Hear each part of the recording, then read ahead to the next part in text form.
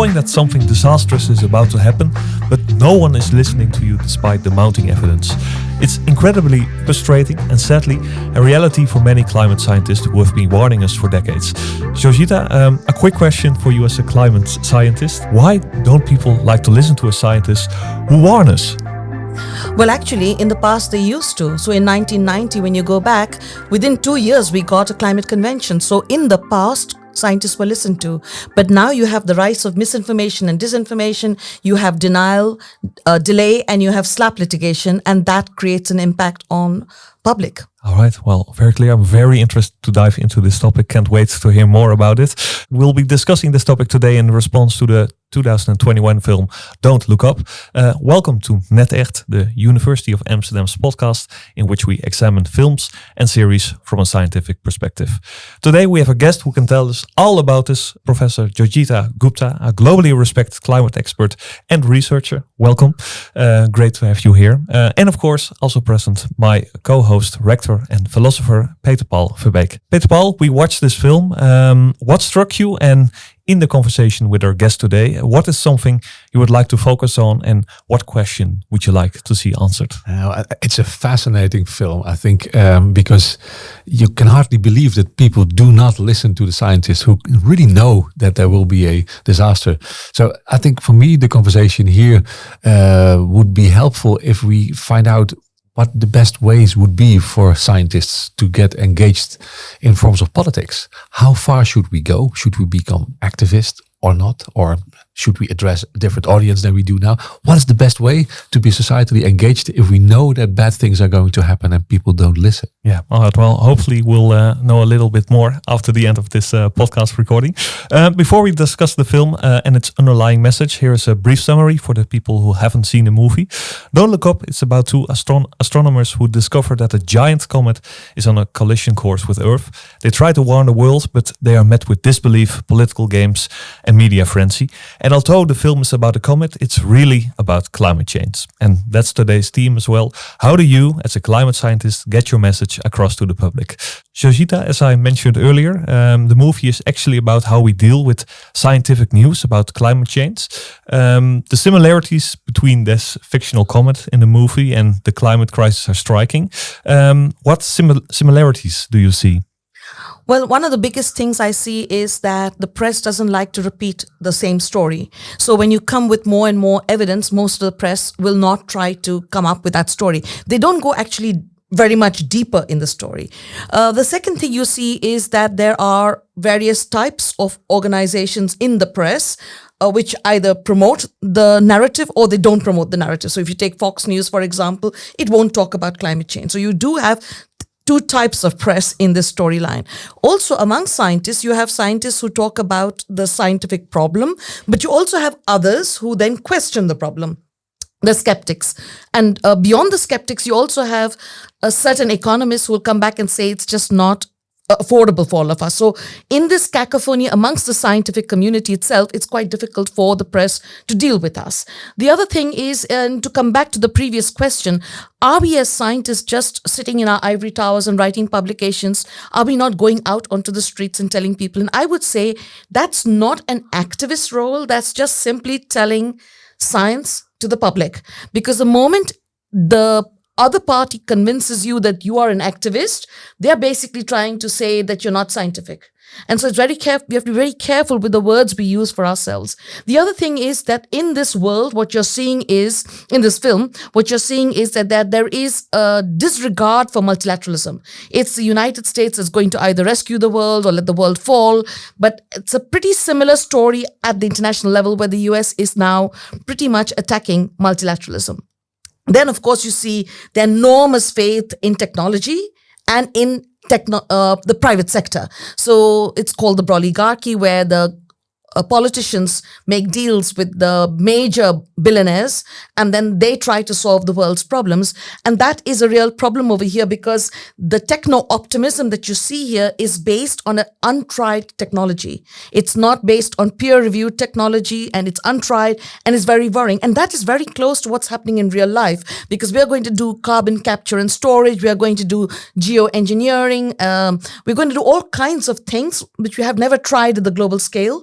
And we are also going to go into overshoot. So we are going to go beyond 1.5 degrees and come back at the end of the century as if the global climate is like a thermostat and you can change it. So there are many, many stories over here that come in line with the real life situation. But there is a difference. The comet is no one's fault, but climate change is the fault of our countries. And the other problem over here is if they are able to deflect the comet, it's quite cheap. Whereas if we want to solve the climate problem for the next two, it won't be cheap in the next two generations, maybe next 2 decades. But beyond that, it will save a massive amount of money. Yeah, it's interesting to make a parallel maybe also between the role of scientists in the film and the scientists at this moment regarding the whole topic of climate change. Because what you often see now in our society is that as soon as we try to bring in scientific knowledge into politics, we're being accused of doing politics rather than bringing science to it, as if scientists would then have their own kind of political interest and they're all seen as left-wing activists, etc. So I really like what you said about not calling ourselves activists, because then you put yourself in the wrong box, in the box of the politicians rather than of the scientists. But is it avoidable that we are seen as activists, as politicians?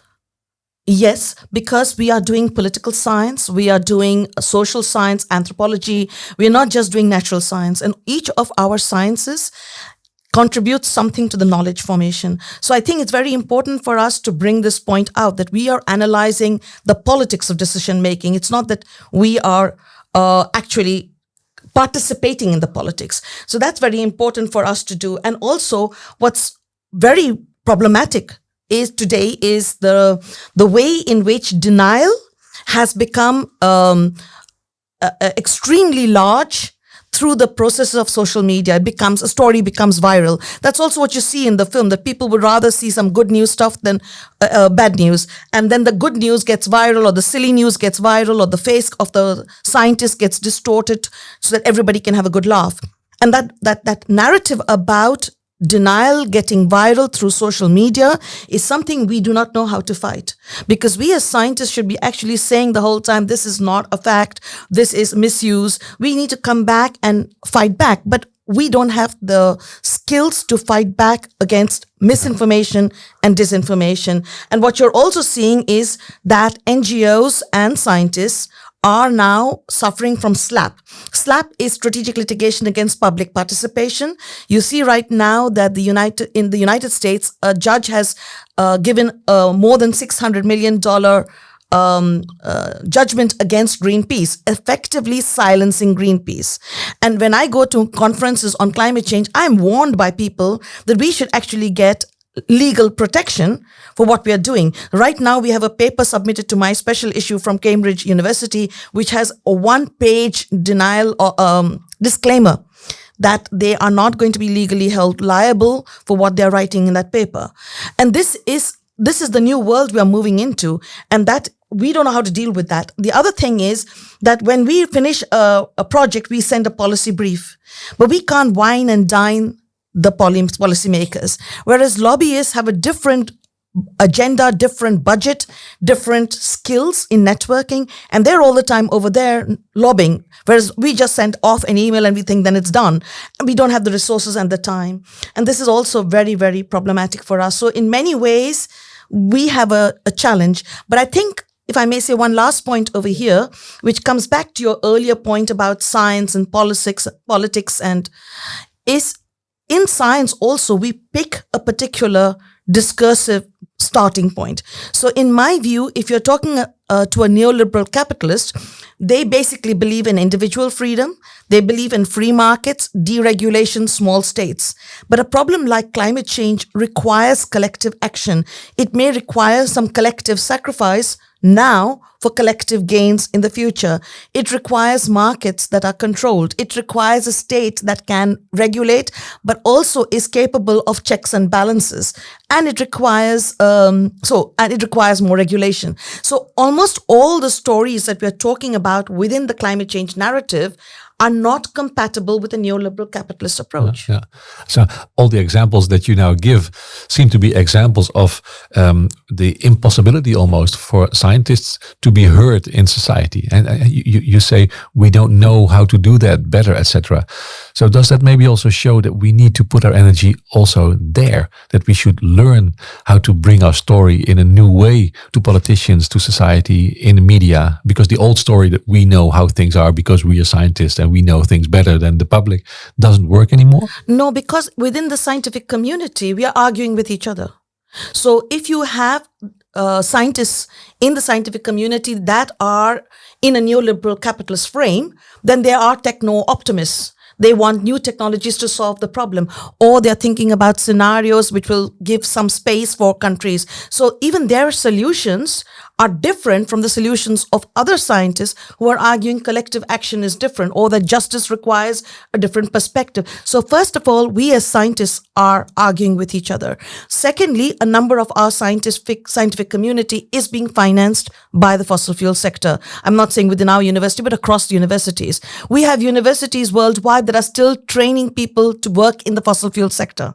So in fact, in some ways, our universities do not have a mainstreamed approach about how climate change should be solved. So we are amongst ourselves fighting with each other when we are communicating to the journalists. And then the journalists pick those of us who are in the mode, or those of us who they feel is more in line with the view of that newspaper.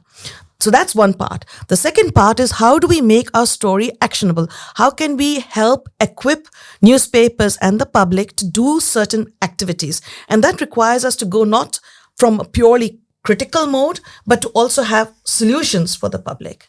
So this requires a different way of thinking. Yes, it does. And what you described, the incompatibility of what we want to achieve and the situation we are faced with, it paints a very bleak picture, and I can imagine it can make you feel powerless or frustrated. How do you deal with that? It's maybe a more personal question, but that's something that I wonder about. I don't think we have a choice, because if you give up, it becomes a self-fulfilling prophecy. So you have to keep pushing. And what I do know is that technology cannot solve the problem overnight, but consumer behavior can. And COVID shows us. COVID shows that if you have a leader and leaders worldwide who have a clear idea what happens, you can change the behavior of people all over the world. And that you can do overnight, over 1 day, 2 days, 3 days.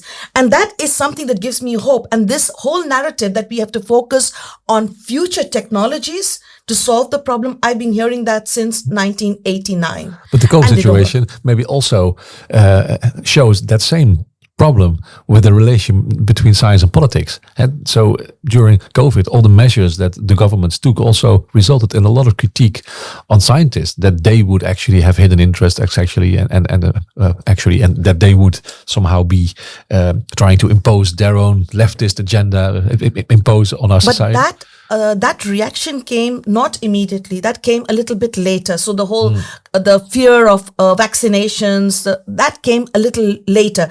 Conspiracy theory did not arise immediately.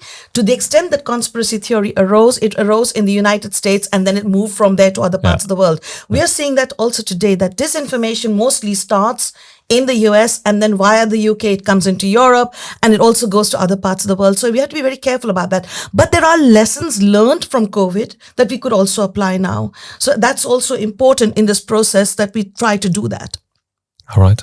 Very clear. I want to go back to the movie a bit. What you see is that in this movie, you see how political and economical interest overshadow science. You have a lot of experience with climate negotiations in the UN or IPCC. Have you seen this happen in real life climate negotiations, that it is overshadowed by these two factors? So I think what's important to say, for example, in IPCC, is that the structure of the report is predetermined by a group of people, and then you cannot diverge from that. So I was once in a chapter on international cooperation, and we were just asked to work on market mechanisms, and there was no possibility to squeeze in other kinds of stories.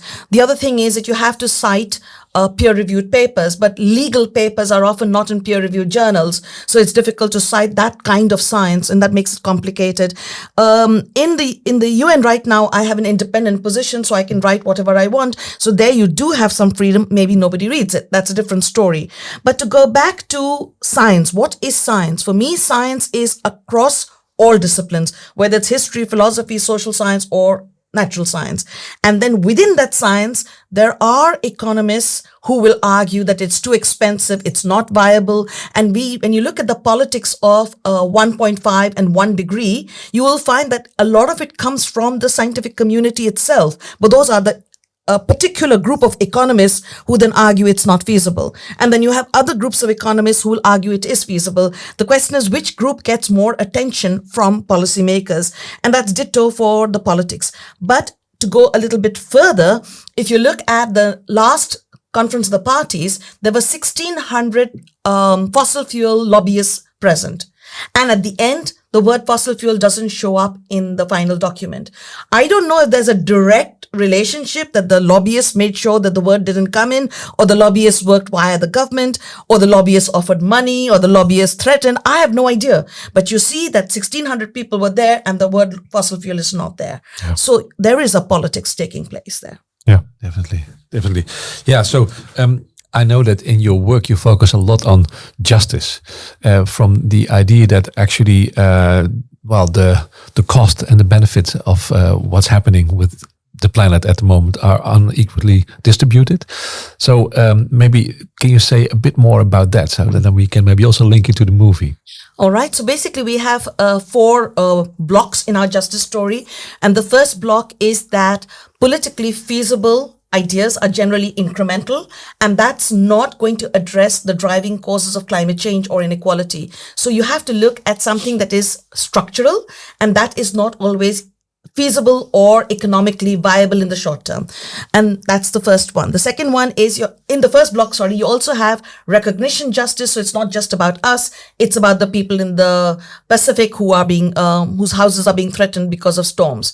Epistemic justice, it's not about some ways of knowing, but it's also about different knowledge systems and how do you look at it. And data justice is about how most of us have data which is relevant for the North, but not for the global South. So that's the first block. The second block is that when we are talking about what temperature level is just, then we need to do a balance between interspecies justice, intergenerational and intragenerational. And this was never discussed in the climate change negotiations. The third part is procedural justice, access to information, not disinformation, access to decision-making, civic space so that your students don't get arrested when they go and protest based on science, and access to courts. And the last one is substantive justice, which is based on all this. How do we ensure that people have access to basic needs, and how do we allocate the remaining carbon budget, which is zero in 2 years, amongst countries and people? How do we allocate responsibilities and liability for harm caused? So that's the story of Earth system justice and climate system justice. Yes, I see. And it entails actually also that we need to act maybe in a different way than we are doing now. I mean, in the movie, you see big attempts of involving a company that might have the power to destroy the comet that's coming to Earth, and then everything would be solved. So such an easy solution, of course, brings a lot of inequalities as well. And in the end, you also see the inequality because the people who have the power manage to save their own lives and to get in a freezer and to come back to life later, which will end in a nasty way anyway. Spoiler. But can we learn something from that? And so there is no easy solution for the problems that we are facing now. But what would be ways to enact more justice in the current situation? Well, in the film, for example, you see 3 scenarios. There's a scenario in which the US is going to solve the problem alone and rescue the world. And in theory, they could have solved the problem. The second scenario is that another group of actors in the world, Russia, China, etc., that they take over and they solve the problem. And then the third scenario, which is the final, which is the one that they chose, is that they trust a technocrat, a technology expert to use untried technologies to solve the problem. And then, of course, everybody dies, except that they have an escape plan for the rich people. And I think that's quite similar to real life in some ways, because I think a lot of the top billionaires in the world think that they can escape, that they won't have to face the major serious impacts of climate change, that they can somehow sit in a bubble and escape. And so that's why they're less worried than the rest of us. But I think the most important problem with the film is that there is no multilateral discussion about how to solve the problem. It's just within a closed room, within a few people, even without telling the press what's happening. So there is no real procedural justice. No. There's no access to information for the public in a proper way. There's no access to civic space. There's no access to going to a court to sue the government, because you don't know what you're going to sue the government. So procedural justice is completely absent in that film. Yeah. If you talk about the storyline of ideal versus transformative, they're all focusing on how do we make money, and the frame is the market-based approach. So initially, the asteroid is the enemy, and then the asteroid becomes the friend because the comet becomes the friend because the comet will make you rich, and it will make one man rich or a few people rich. And you see that whole story is based on political feasibility, plus that the cuddling up between the president and the technocrat. And that in itself is not recognition justice, because it's not taking into account what will happen if it goes wrong to other people of the world. It doesn't take into account other ways of knowing, because basically it's just taking a neoliberal capitalist approach, and it doesn't take into account other stories. So it breaches the first storyline. And the second storyline, it hardly talks about other species on the earth. And that humans are then going to sacrifice a whole bunch of species and ecosystems. So there's no interspecies justice. There's no intergenerational justice. There's no intragenerational justice. So on the justice front, the film fails completely. Yeah. But I think that is the point of the film, because the point of the film is we all die. Exactly. Yeah. Yeah, one of the other lines that for me has a parallel to the current discussion about climate change is the technological fix in the solutions. And we already touched a little bit upon this earlier, but there are people who say governments fail to do anything. So the temperature is rising, and we have been trying for such a long time. Why shouldn't the engineers solve the problem? Why shouldn't we dim the sun somehow in order to combat the whole phenomenon of climate change? I think you already said that you don't believe in that solution. In the movie, actually, it becomes quite likely that that might be the only real solution. But can you explain once more why you do not believe in the technical solution and you still believe in the political solution? I'll tell you why. Because in the start of the whole negotiation process in 1990, there was also this idea that maybe we can do some kind of offsetting. And so we have now 35 years of offset plans, which did not really work effectively. So there is a history of the last 35 years, which shows there's a problem. The second reason is that we are talking about, let's say, as the most successful storyline, we're talking about electric cars. But the problem is, if you do electric cars for everybody, you still come into a huge problem in terms of resources and pollution. And of course, all these batteries that will be dumped afterwards will cause a next generation problem. So in fact, we should be talking about better public transport, shared transport, and most cars are anyway parked for 95% of the time. So even when you talk about a technological solution, you need a political frame for that technological solution. The other reason why there's a problem is, let's take the fossil fuel sector. They're arguing that we will take the carbon out of the air, and we will do somehow carbon capture and storage. Okay. Now the problem is the technology exists. So why are they not doing it? And if they can do it, this means the price at the petrol pump will go up. So basically, they don't want you to pay more, because then you won't buy their technology. So they're keeping the price low for the public, and then they're postponing the action in the hope that some future generation is going to pay for it. I don't believe that they're going to pay for it in the future. So a lot of these technologies that they're pushing, it's just a way to continue business as usual. And anyway, any technology you deploy takes a lot of time. Yeah. It is the political action of arousing people around the world to listen to what's happening in different parts of the world and to take action. Yeah. The carbon budget is zero in 2 to 3 years. I think I completely understand what you say, and I'm also not in favor of a technical solution, but I also still find it hard to believe in a political solution, especially given all the things that you say now. And so there are people who say we simply cannot afford not to invest now in technologies to dim the sun or to do something else. They say it's cheaper also. They say it would be much cheaper if they do solar geoengineering. Yeah. And that they can even flood the oceans with algae, and then the algae will eat the CO2. There are all these different proposals that have come up. The question is whether that is going to work in time. The question is whether it's going to work the way we think it. In fact, I think some of those geoengineering solutions are very similar to the solution proposed by the technocrat in the film. In the movie, that's why I'm asking. Yeah, they're untried storylines, and it's very much a delay tactic. But there's also the idea that people think if we give hope, we might come to it. But, going back to COVID, at that moment, we got all the governments together saying the same thing. If he had not done that, maybe the COVID problem today would have been much, much more serious than it currently is. Yeah. So it did try to solve some problems, even though after that we get a whole narrative. Yeah. And what I'm wondering then, because COVID was a very acute situation, there was a large danger, and it forced governments to take action. In your opinion, does it also mean it has to get worse before it gets better? The question is, have we lost all idea of what is worse and what is better? In the Netherlands alone, we know that 60% of the houses in the free sector are exposed to foundations that will have damage. It's going to be very expensive for those people. So, okay, maybe they can come together and ask the government to fund it. I don't know. But in the rest of the world, we are seeing massive damage.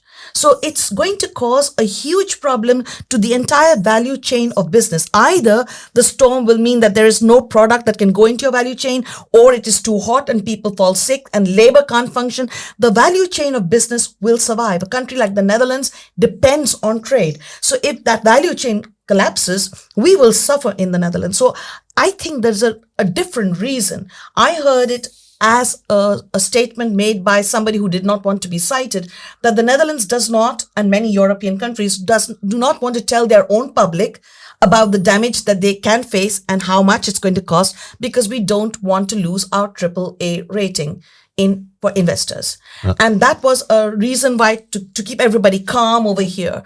But I think this is a really big problem. It's also how we tell the narrative to the public, and that's not happening. And that's a reason. But if you watch the film You Me, which I watched last night, which in The Hague, that's a film about these students in the Pacific who then go to class and hear about climate change. They see their houses getting damaged, and then they combine themselves. They go to the Conference of Parties. They go to the UN General Assembly. They get 90 votes to go to the International Court of Justice in The Hague, and then they build up this whole mood to demand justice over there. Yeah. I'm telling my students, why don't you write letters to the parliament? Yeah. But somehow they feel that it's a little bit too far for them. And those students over there with their professors, they were able to come all the way to The Hague. Yeah. We could have done it too.